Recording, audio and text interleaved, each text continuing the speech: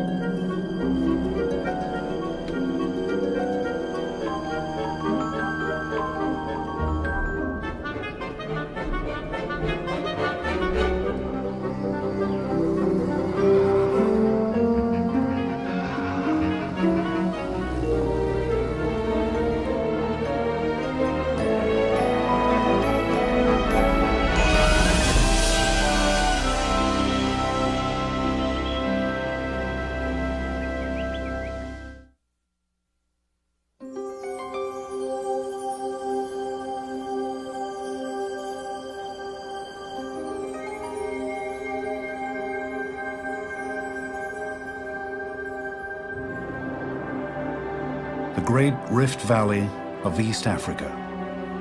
Here is where the human story began. For millions of years, Africa was the landscape of human evolution.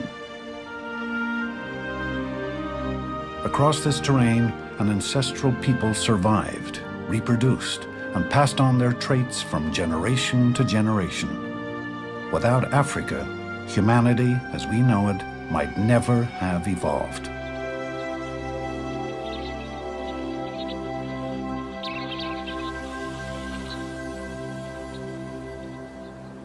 This is an area that was once inhabited by hominids before they were truly human.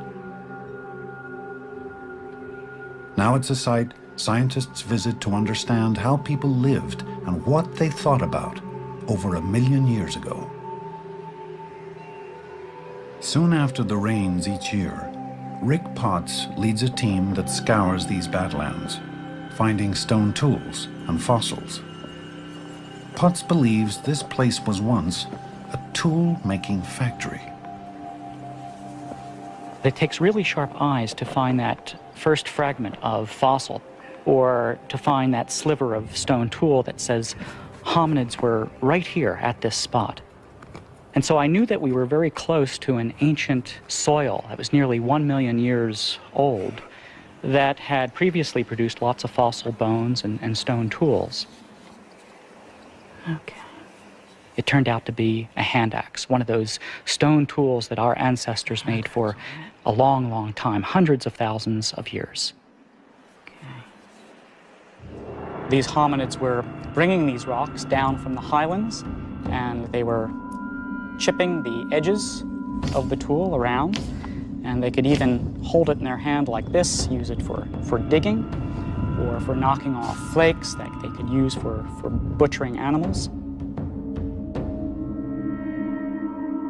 In a sense, this is the Swiss Army knife of the Paleolithic.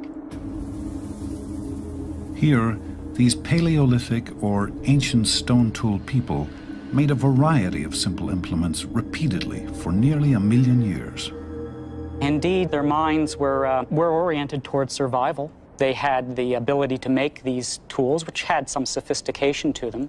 But the fact that they kept making them means that they had a kind of a mental template, a regularity of thinking that kept producing these same things over and over again.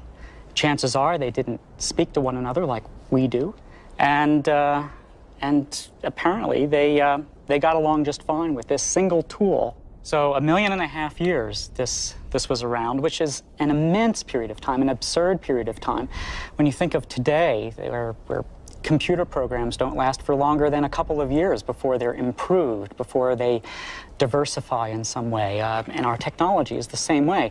It's not the way of the technology of these ancient people 1 million years ago. They didn't have something that we have. The creativity, the innovation, the diversity of cultures that, of course, characterizes our own species. On the Tree of Life, human evolution began around 6 million years ago, when hominids split off from the common ancestor they shared with chimpanzees. They descended from the trees about 4 million years ago and entered a new world. 2.5 million years ago, with a modified hand, they fashioned stone tools and began to depend more and more on a diet of meat. The size of their brains increased dramatically.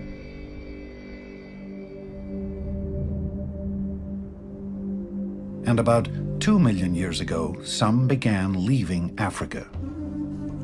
These early travelers were successful for a while, but in the end, they all became extinct.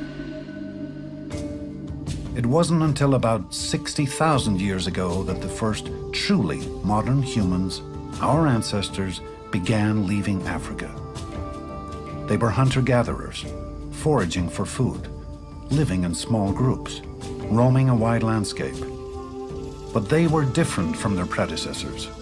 They had begun a revolutionary way of life. This lifestyle had emerged over millions of years through the multiple processes of evolution: mutation, selection, adaptation, competition, failure, punctuated by the occasional success. It was a story of evolution, of change over time, no different from the stories of so many other species. But in the end, it produced results new to the planet. Behavior changed very radically at around 50,000 years ago. This is someone who lived in Israel, let's say roughly 100,000 years ago, this skull. Now you might say, Israel, is that Africa? At the time, in a sense, it was. If you look at where Israel is today, Israel is on the very margin of Africa, and there have been times in the past when Africa expanded a bit ecologically and Israel was effectively incorporated in Africa. This is someone who looks very much like us. And I think if this person were alive today, if we put the flesh back on and dressed this person properly, we wouldn't see any significant difference. It would not be somebody who would cause you to cross the street if you saw this person coming at you from the other direction. And yet, this 100,000-year-old human did not behave like us. And then here, we have a fully modern person, someone who lived in Africa within the last 40,000 years, basically the same kind of skull, particularly the same kind of brain, or same shape to the part of the skull that contains the brain. But this is someone who behaved in a very different way than the prior person. This is someone who made a wider range of recognizable stone artifacts, made a lot of artifacts out of bone and ivory and shell, produced art. People like this would be recognizable not only in terms of their appearance, but in terms of their behavior as fully modern humans. In a sense, we're all Africans. If you took a bunch of human babies from anywhere around the world, from Australia, New Guinea, Africa, Europe, and scrambled the babies at birth and brought them up in any society, they'd all be able to learn the same languages, learn how to count, learn how to use computers, learn how to make and use tools. And it suggests that the distinctively human parts of our intelligence were in place before our ancestors split off into the different continents. After leaving Africa some 60,000 years ago, this fully modern species headed east into Asia, and even to Australia. Others followed the coast of the Mediterranean, north, dispersing into the hills, and leaving behind evidence that their minds were unique. Here in Turkey, Mary Steiner and Steve Kuhn have been excavating a home that these early immigrants occupied. A cave called Uchazla, one of the earliest modern human living sites. We're standing in the extreme back of the cave here, and there's been a variety of activities that took place in this part of the site. At a somewhat higher level than the one we're excavating about here, there was a structure, a kind of wall of stones that delimited what we think was a bedding area. A little lower down, what you see is this triangular shape, which is basically a cone of debris, and this was a garbage dump.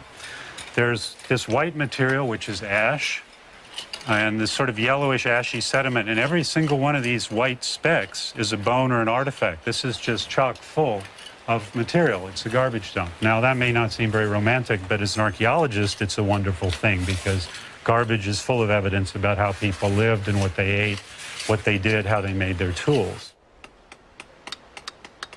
The team hoped they would unearth clues to the routine of life 40,000 years ago. They were in for a surprise. Very quickly after we began excavation here, we realized that we had something truly extraordinary. As soon as we started digging into the sediments, we started finding lots of ornaments. Mostly shell beads, but a variety of other kinds of things. They look like teeth when you first encounter them, and my heart rate goes up, and I think, more human fossils. Yep. Yet another. Just Nicerius? Oh, yeah, that's Nicerius. And it's got the little It's hole one of in the it. local species here. It's definitely perforated. Oh, yeah. This one's in very good condition, too, even some of the original color of the shell. It's tremendously exciting and sort of daunting because nobody had reported these before from this part of the world, and your first thought is, what did I do wrong, you know? As they worked the layers of sediment, they began finding beads that dated back 43,000 years, making them the oldest beads found anywhere in the world. Now we have nearly 1,000 ornaments, mostly shell beads of a variety of species, but also things like the claw of a large raptor or large predatory bird that's been notched to be suspended in a sort of necklace fashion. They're always selecting the same species. This is an animal that's relatively rare on beaches, but nonetheless does occur in the area. And uniformly, people selected these. You can see also that they've been artificially perforated by a person, so in order that they could be suspended.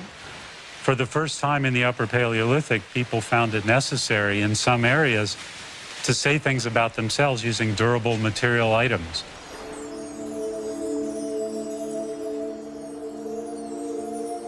Durable items like beads are of no use for hunting, gathering, or protection. They suggest that those who lived here had more on their minds than simple survival. So why were these beads so important? And what can they tell us about the early days of modern humans? Beads and artifacts have been found along the routes our ancestors took. 43,000 years ago, humans had spread north to Eastern Europe. Then they moved into the Russian plain and Central Europe. By the time they settled in Western Europe, 38,000 years ago, they were not just making beads, they were mass-producing them. In southern France, Randy White has been scrutinizing these ancient beads. With powerful magnification, he can tell just how they were made, and he can reproduce prehistoric bead-making techniques. If I were to give you a piece of soapstone or a piece of mammoth ivory, and I were to ask you to put a hole in it, I know exactly how you'd do it. You'd drill a hole in it, you'd turn it, you'd rotate it to make a hole. But you know what? That's part of our culture, believe it or not. That's the way we've learned how to do things. Early modern human people had a completely different technique for making holes. They did it as I'm doing. They actually dug a hole into a piece of material at a very early stage of production, and it leaves some pretty ugly traces. But because the process is one by which you grind and you polish afterwards, they were able to remove all of those ugly traces and to leave behind the tiniest of little openings. I've got a hole. A very, very, very tiny little hole that I've opened up using a very, very large point. It's actually a very emotional experience to be sitting here having finished a bead using exactly the same techniques that people did 35,000 years ago, with exactly the same raw materials that people used 35,000 years ago, in exactly the same form, in exactly the same place. We have from this rock shelter more than 1,000 beads like this. We know that someone who was mentally, emotionally, very much like ourselves, sat somewhere in this vicinity 35,000 years ago and made exactly what I've just made for you. People have tended to look at beads and suggest people were just sort of playing around. But in fact, we know that here at Castelmerle, they were spending thousands of hours making beads when they could have been doing other things that we might think to be more productive. Beads are artifacts of the mind's Big Bang. They are evidence of our creative and cultural beginnings, recalling a time when bands of humans began interacting socially with one another. Expression in materials is really one of the hallmarks of the revolution, if you will. This is something really new on the horizon. This is people creating social identities that don't exist in nature. This is saying, I am a Cro-Magnon woman. I've given birth. I have a particular history. I have a particular status within my group, and anyone who's a member of that group will be able to see that at a glance by the fact that she's wearing certain kinds of animal teeth, certain kinds of beads. Her clothing is decorated in certain ways. It's a mode of visual expression, but it's expressing social relationships. And I think that's something clearly that's very new in human evolution. Humans using technology in the service of social identity.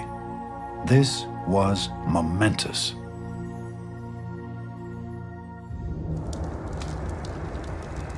The birth of the human mind occurred in Africa and left its mark as far away as Australia. But the evidence is most abundant in Europe. It was here that these humans encountered another species of hominid, a species almost identical to them, but not quite. And it was this subtle difference that influenced who survived. We call these ancient Europeans Neanderthals. Compared to us, they were massive. Meeting face-to-face a Neanderthal would be quite an impressive experience. They had a very large body mass, some 200 pounds of muscles and bones for a male.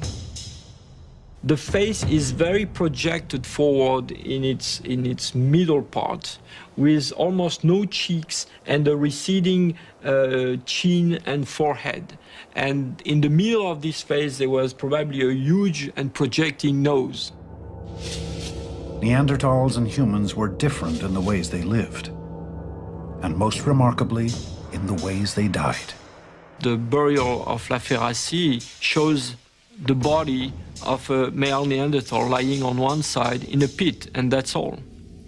And so far, we have very few evidence of Neanderthal burials with any kind of complex construction or organization. Neanderthals do not display many signs of symbolic life. In fact, we don't know any kind of art or symbols or pictures used by Neanderthals. In contrast, modern humans appear to have treated their dead with extreme care.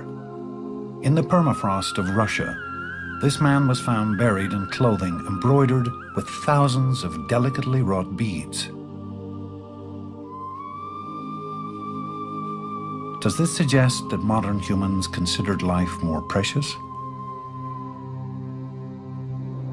Could it be that even though human brains were about the same size as Neanderthals, they had dramatically different abilities?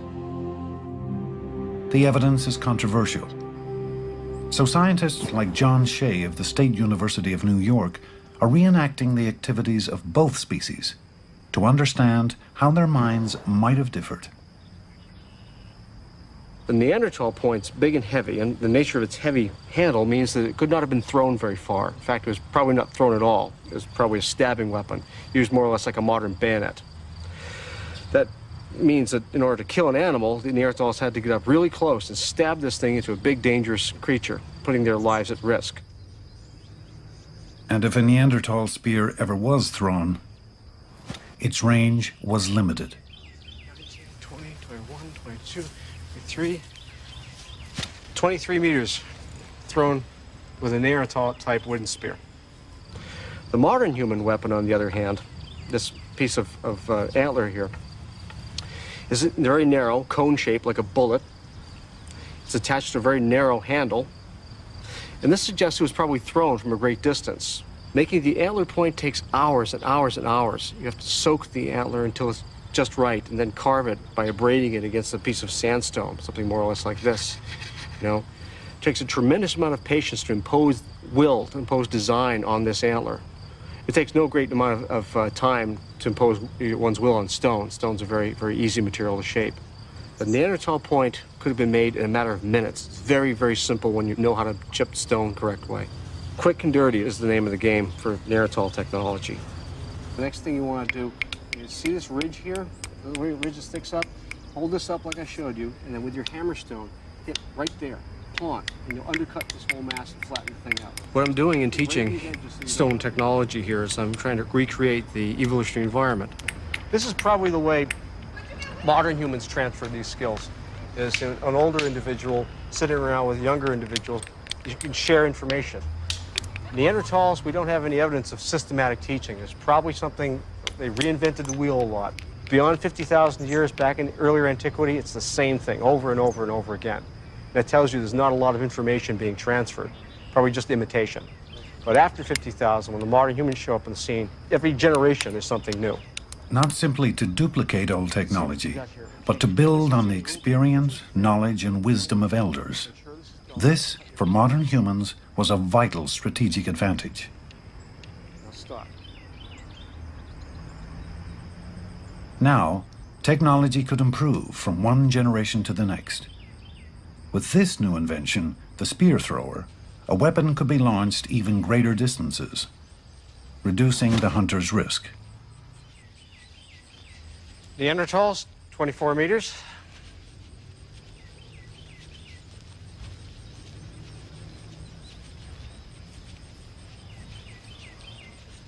.42 meters. Advantage, modern humans. Improved technology suggests a great deal about a human's emerging ability to transmit information over great distances across time. These pictures are a way to communicate with someone else without this person being here. It can be at a far distance, or it can be in a far future. And this is what apparently Neanderthals did not do. Fossils tell us Neanderthals lived in small, often isolated pockets, largely cut off from other Neanderthals. For some reasons, when they could not survive longer in this spot, they would just move away. The picture we have of the upper Paleolithic modern humans in Europe is quite different. For modern humans, portable art may have served as a means of communication, some of it traveling hundreds of miles from where it had been created. It's very clear that these people were involved in nets of exchanges at long distance. They belong to a big entity, a big cultural entity, and it's very likely that Neanderthals did not have this at all.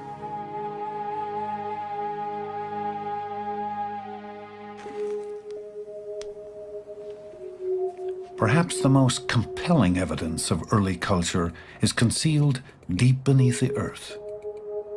While we may not know exactly why humans painted in these caves, we now can guess how they painted. Archaeologist Michel Lamblanchet has studied the techniques of cave art. He thinks some of the images were rendered by a process he calls spit painting. Spit painting must have had very important symbolic significance. Through experimentation, he has been able to reproduce the technique of early artists. By mixing pigment with saliva, he believes they achieved a bonding compound that lasted long after the creators were gone. It's not at all like painting on canvas. It's quite different.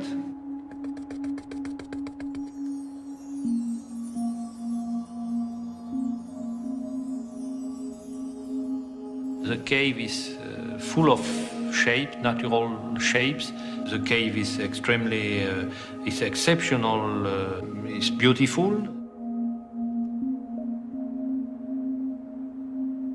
And what might renderings of wild goats and sheep painted in these eerie caverns tell us of the mind's Big Bang?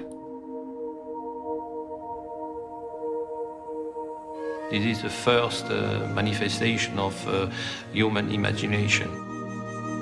Modern men tend to make their imprint on the landscape, on the territory. So it's why they penetrated in the deepest part of the earth. It's like to express themselves, to say that we are the owner of the earth in some way, and we have some relationship, personal relationship, with the spirit living inside the earth. In other corners of these caves, Lamblanchet has found artifacts made of bone and a pattern of wear on the rock that led him to speculate these cave explorers also made music.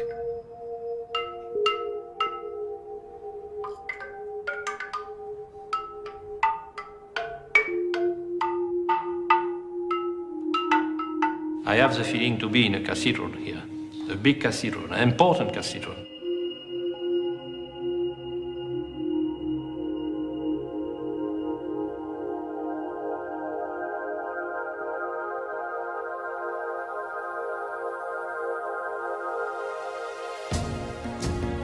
So, below and above ground, our ancestors were refining technology and art and communicating in complex ways. It appears as if these changes occurred rapidly. How could it have happened?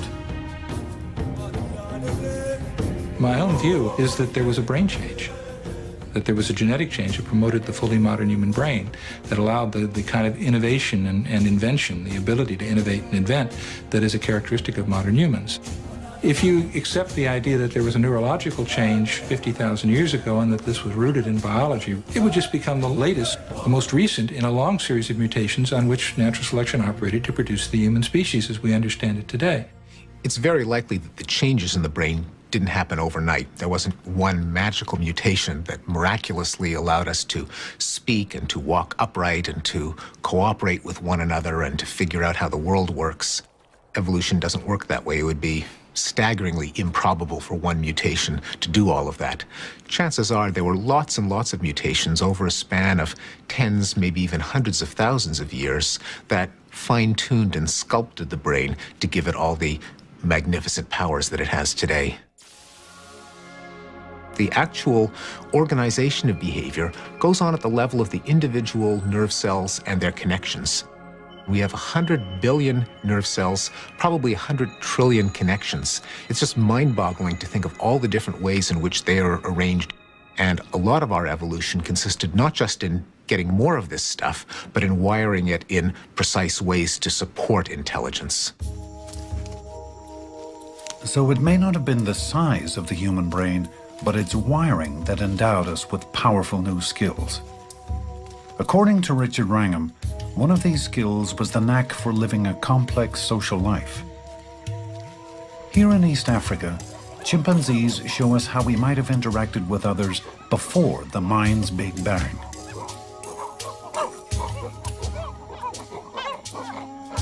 Social climbing is the one thing that really makes a male's world.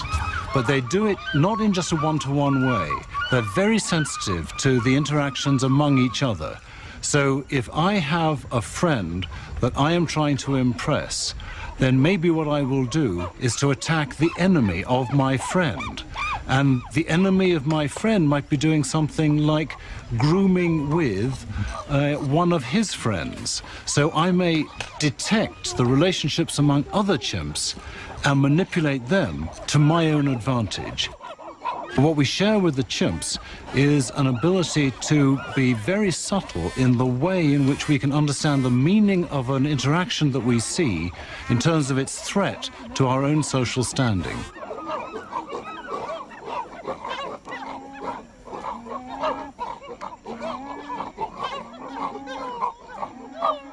In humans, a little word to the father of a badly behaved adolescent, and all of a sudden you can control their behavior. But no such thing happens with chimps. You have to actually exert physical force or the threat of physical force. But after about 6 million years of separate evolution, humans acquired a significant social advantage.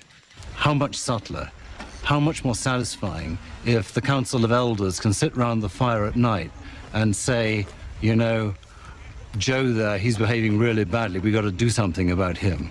That's what chimps can't do. There's much more chimpanzees cannot do. The University of St Andrews in Scotland.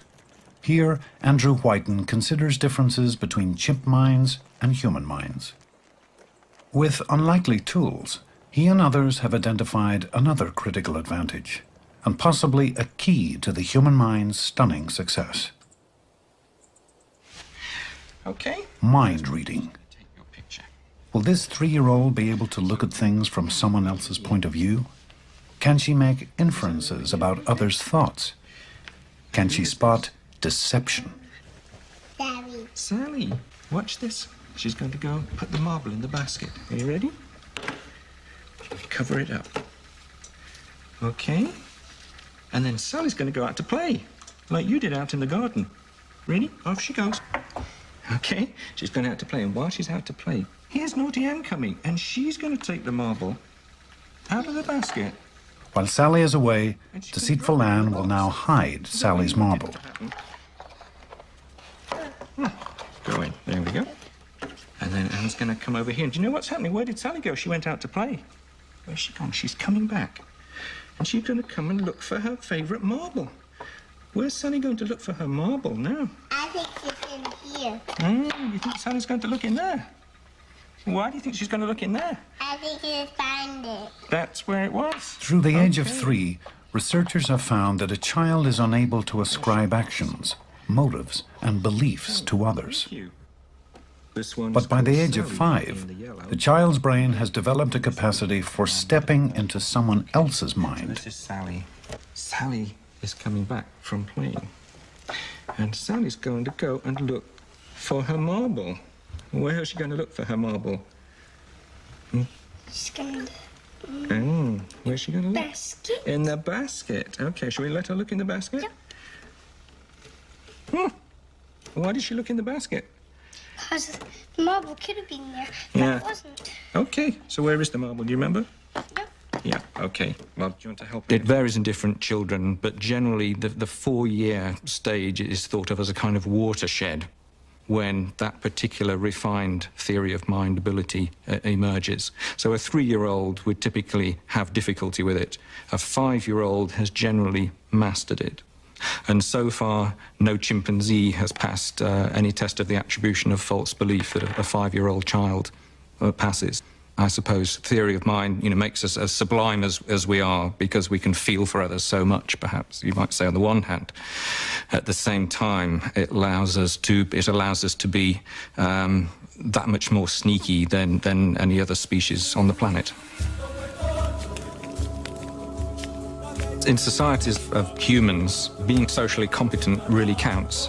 Being socially competent allows you ultimately to outcompete others, to gain better access to resources, the best mates. And in those kind of societies, it seems that brain can be more important than brawn. So it's potentially a very powerful evolutionary force because it's driving a kind of upward spiral. Social complexity begets greater social intelligence. Social intelligence presents even greater problems to the individuals in the next generation, and they have to become more socially complex. Complex social relationships, a theory of mind. These are abilities we associate with modern humans. But how could we express any of these abilities without language?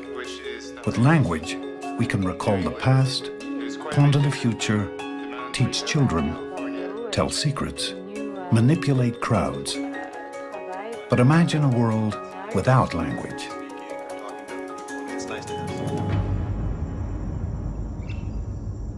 Nicaragua, Central America.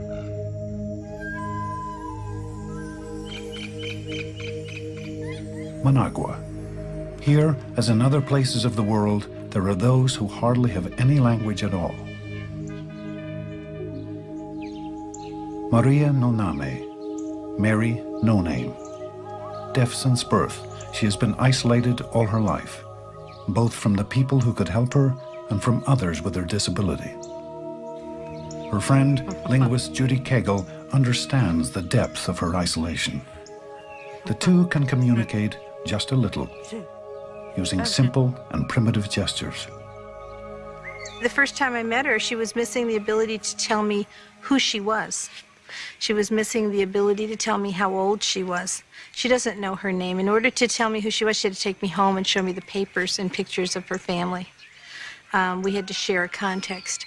She can tell me things. I can show you a bit. She can tell me what happened to her father.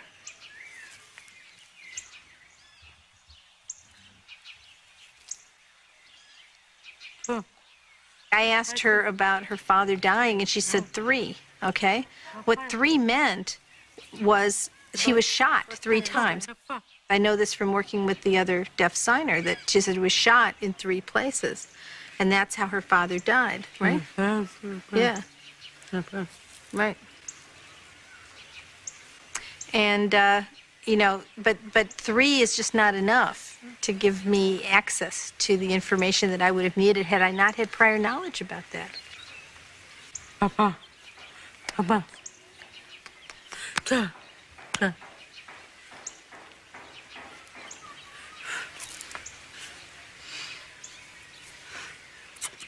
Okay. What she's saying is, I had a daughter that went away and got married, and that was it. She never came back. I had a son that went away, and I never heard from him again.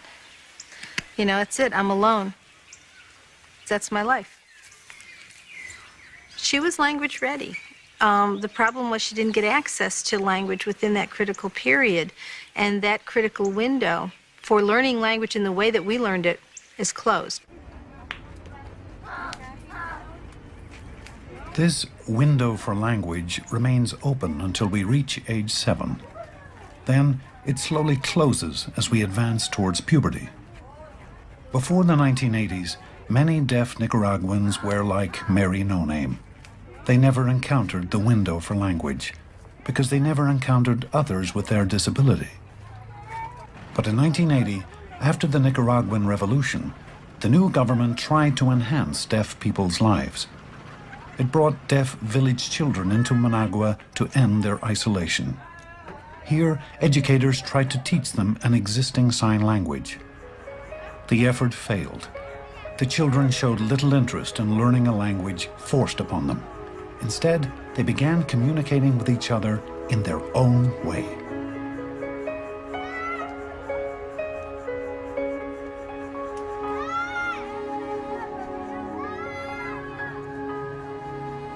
Judy Cagle was summoned from the United States to sort out the problem. I came down thinking wherever there were deaf people, there was a sign language, and that obviously there would be a full-blown sign language in full swing here in Nicaragua. And I said, well, you know, I can learn a bit of their sign language if that's what you want, and work with you on learning it. They said, no, they don't have a sign language. They have mimicas. They have mime gestures. And they pointed to a group of kids and said, we want to know what they're talking about. It turned out they were talking about a lot more than anyone dreamed possible. Kegel had arrived in Nicaragua shortly after the birth of a new language. Language needs company. Language needs a community. Language needs some sort of a trigger. And I think that trigger is, it's not so much that it needs a community in the sense that there have to be lots of people, but part of being a community is wanting to share information with each other. Might this moment resemble what happened around 50,000 years ago? The turning point that led to the explosion of human creativity?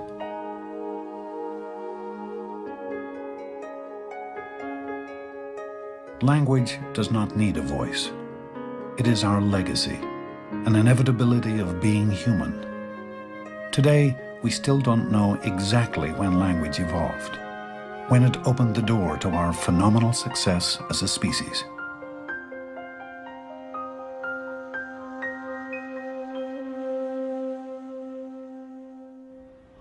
This is a verb reduplicated. But language, every language, depends on strict rules, all of them familiar.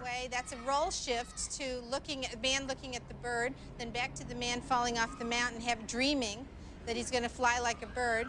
While many species can communicate, even vocalize, only human languages are driven by complex rules. Every one of our world's 6,300 languages has them. We call them syntax.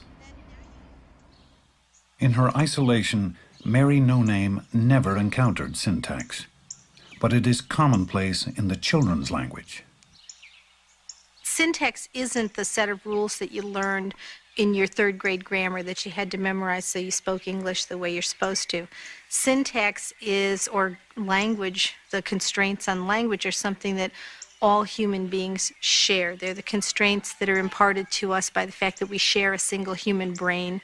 They are not just the constraints, but the ability to hierarchically organize information that allows us to construct sentences, novel sentences that have never been said before, that allows us to tell a story, that allows us to prophesy, that allows us to lie. I can sheerly communicate for communication's sake when I have syntax. Then I can truly use a language.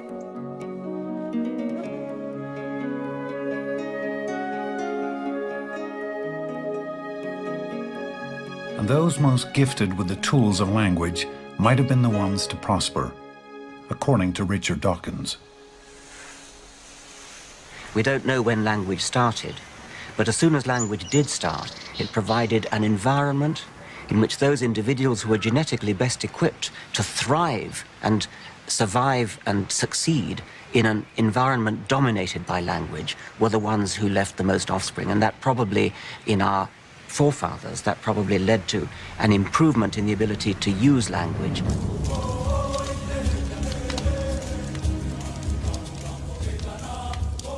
What exactly was the evolutionary purpose of language? Was it to discuss water holes, weapons, what lay over the hill? Or might it have had another advantage? The answer may be surprising.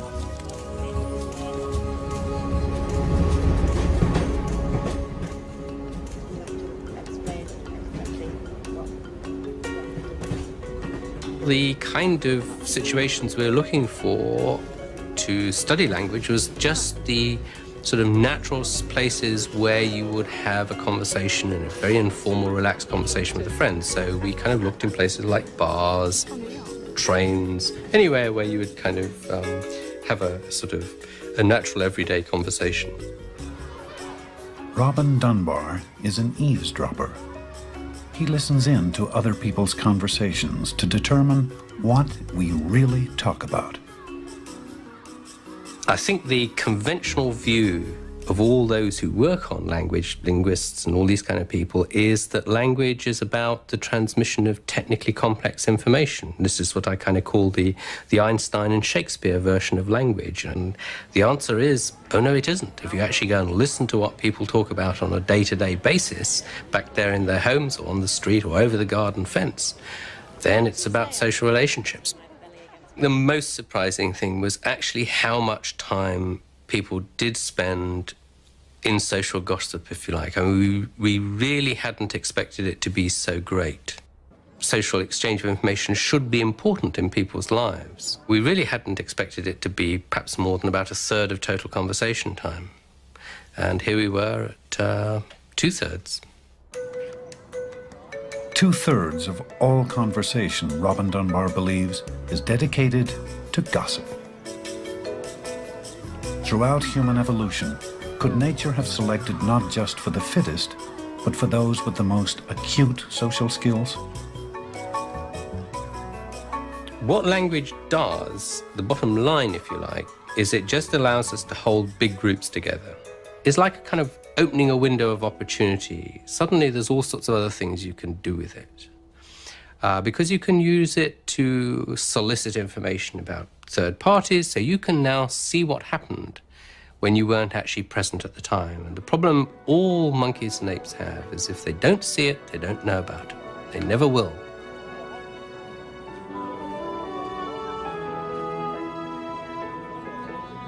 Gossip is certainly one of the things that language is useful for, because it's always handy to know who needs a favor, who can offer a favor, who's available, who's under the protection of a jealous spouse. And being the first to get a piece of gossip is like engaging in insider trading. You can capitalize on an opportunity before anyone else can. But language is useful for other things, for exchanging technical know-how. How do you get poison out of the gland of a toad? What's the best way to make a spear? Where are the berries? What's the best time of year to hunt? It's also good for one-on-one negotiations. If you give me some of your meat, I'll give you some of my fruit. There are all kinds of ways that language can be useful. Gossip, I think, is just one of them. Language, the force that created modern human culture, and that today tells us who we are, how we belong, and where we're bound. Language, according to Richard Dawkins, is also central to a new and powerful evolutionary force. As far as a human lifetime is concerned, the only kind of evolutionary change we're likely to see very much of is not genetic evolution at all, it's cultural evolution. And if we put a Darwinian spin on that, then we're going to be talking about the differential survival of memes as opposed to genes. Memes are ideas, habits, skills, gestures, stories, songs, anything which we pass from person to person by imitation. We copy them.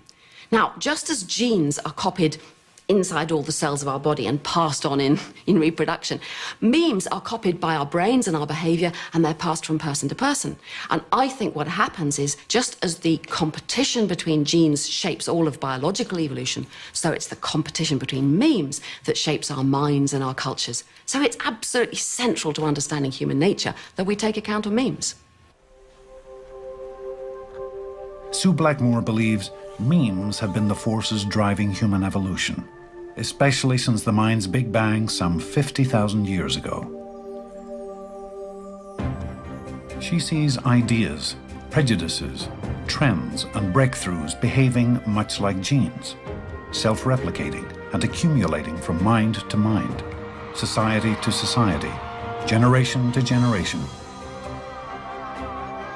Memes are the building blocks of a new kind of evolution. If units of culture replicate themselves in something like the same way as DNA molecules replicate themselves, then we have the possibility of a completely new kind of Darwinism. Changes in the human lifestyle for the last 50,000 years have had very little to do with any biological change in our brains. The reason that we live differently today from the way the cavemen lived is not because we have better brains, but because we've been accumulating all of the thousands of discoveries that our ancestors have made, and we have the benefit of a huge history of inventions that we communicate non-genetically, through language, through documents, through customs. Memes can be more than passing fads. They can be titanic. They can modify the world, revolutionize life, even suppress the forces of biological evolution. Consider insulin, one such meme, now some 80 years old. Before insulin, diabetics weren't expected to live. It was really considered a fatal disease.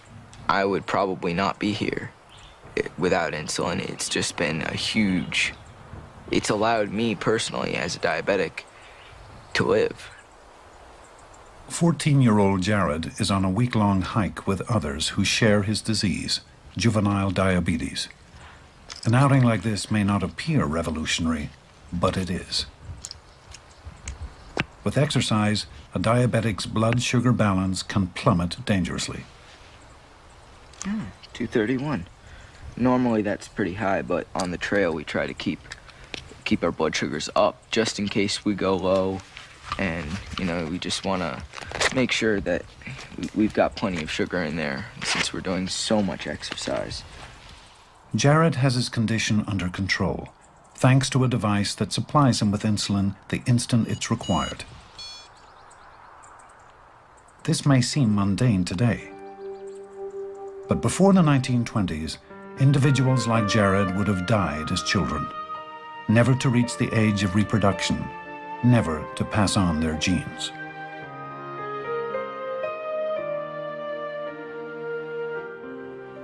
Now, young diabetics are no longer condemned to death.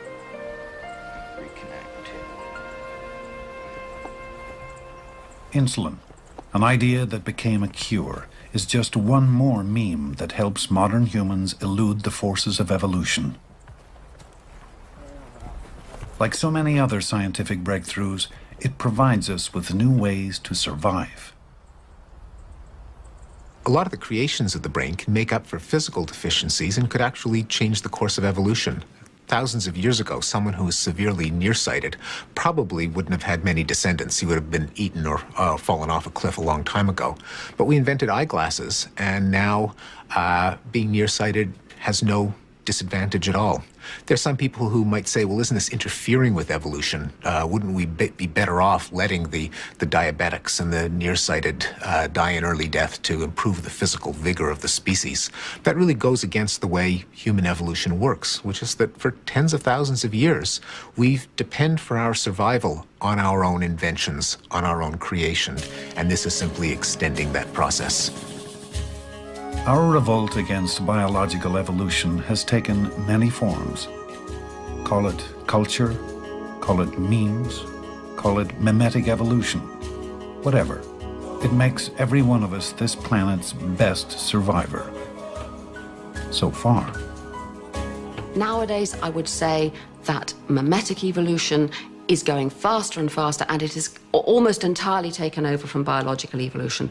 Not entirely, in the sense that the two are going along hand in hand. For example, birth control, the memes of the pill and condoms and all these things have effects on the genes. In fact, they change quite dramatically across the planet which genes are getting passed on and which aren't. The more educated you are, the less children you have. That is memes fighting against genes. What's also going on now at the beginning of the 21st century is that the memes have suddenly made themselves a new home. The internet. We thought we created the internet for our own benefit. In fact, if you look in any office and you see people sitting there, you know, slaves of the memes, oh, hello, yes, fax coming in, yes, yes, oh, email, it's going so fast. I would say what's happened here is the inevitable consequences of the mimetic evolutionary process. The memes are getting better and faster and more and creating as they go better copying apparatus for their own copying. I don't know where that leaves us in the future.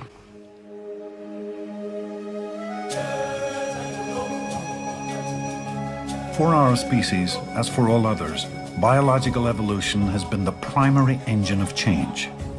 But since the birth of culture some 50,000 years ago, forces far more powerful have overtaken human evolution. The mind's Big Bang was the birth of a new kind of change, not of the body, but of ideas. For the future of humankind, evolution may be no more than what we make of it.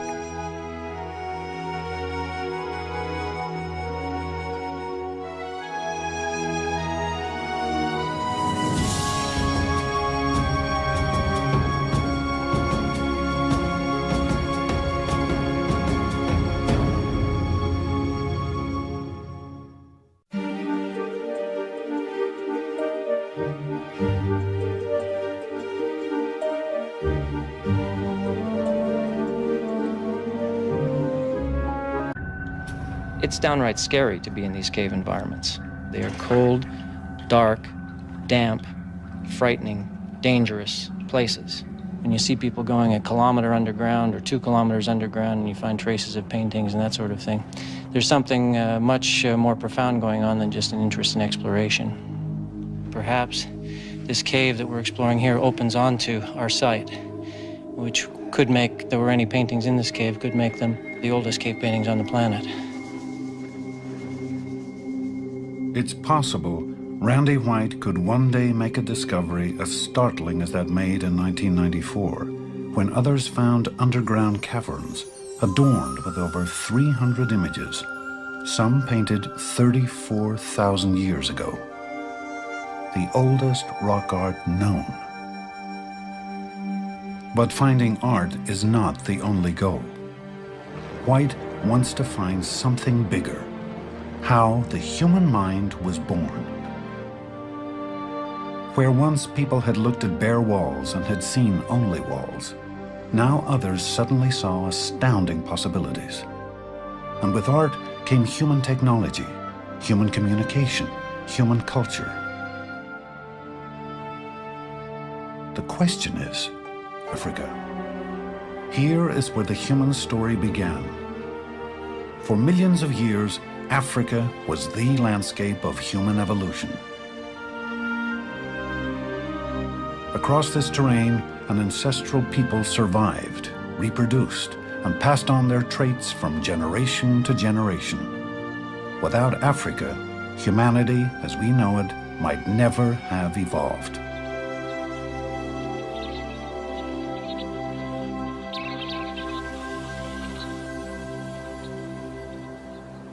This is an area that was once inhabited by hominids before they were truly human. Now it's a site scientists visit to understand how people lived and what they thought about over 1 million years ago. Soon after the rains each year, Rick Potts leads a team that scours these badlands, finding stone tools and fossils. Potts believes this place was once a tool-making factory. It takes really sharp eyes to find that first fragment of fossil, or to find that sliver of stone tool that says hominids were right here at this spot. And so I knew that we were very close to an ancient soil that was nearly 1 million years old that had previously produced lots of fossil bones and stone tools. Okay. It turned out to be a hand axe, one of those stone tools that our ancestors made for a long, long time, hundreds of thousands of years. Okay. These hominids were bringing these rocks down from the highlands, and they were chipping the edges of the tool around, and they could even hold it in their hand like this, use it for digging, or for knocking off flakes that they could use for butchering animals. In a sense, this is the Swiss Army knife of the Paleolithic. Here, these Paleolithic or ancient stone tool people made a variety of simple implements repeatedly for nearly 1 million years. Indeed, their minds were oriented towards survival. They had the ability to make these tools, which had some sophistication to them, but the fact that they kept making them means that they had a kind of a mental template, a regularity of thinking that kept producing these same things over and over again.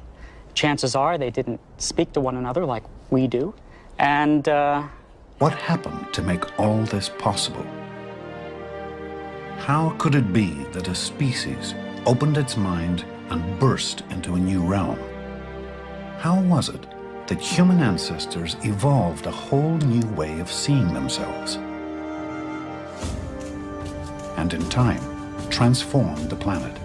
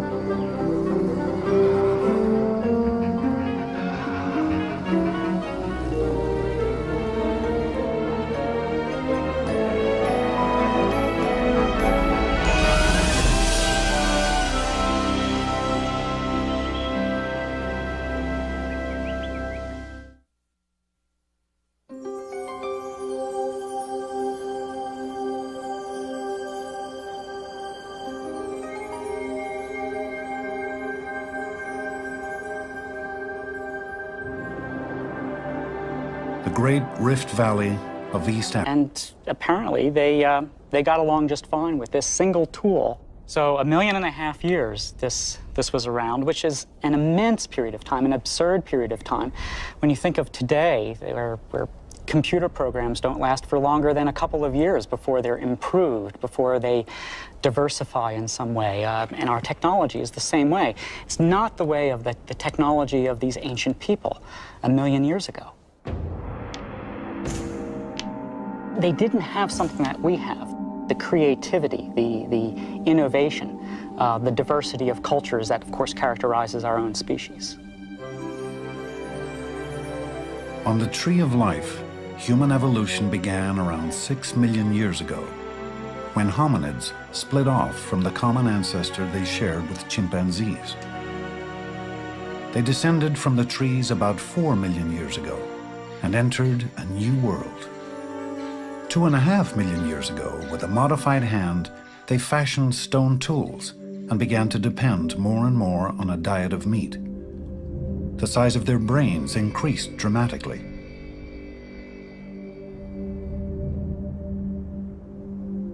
And about 2 million years ago, some began leaving Africa. These early travelers were successful